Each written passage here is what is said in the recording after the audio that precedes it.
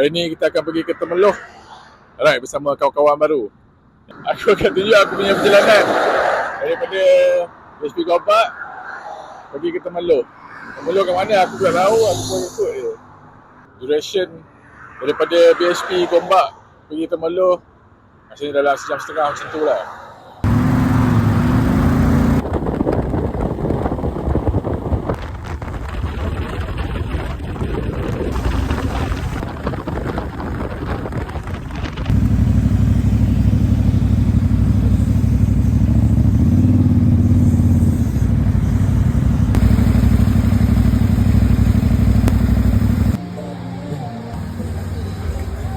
Apa?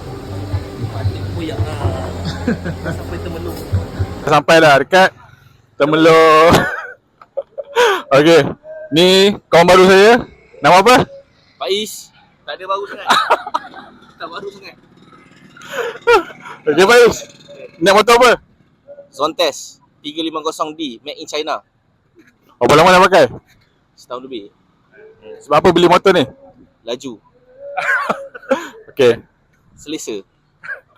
dan Power. okey, ni rider kedua, kawan baru.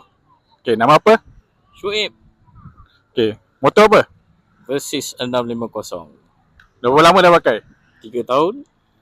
Okey, kenapa pilih motor ni? Saya suka model ni. Okey dah. Okey dah. Okey, rider ketiga, nama apa? Nama saya Azi. Motor apa pakai? CF Moto 675 SRR. Kenapa pilih motor ni? Sebab minat. Sebab suka racing.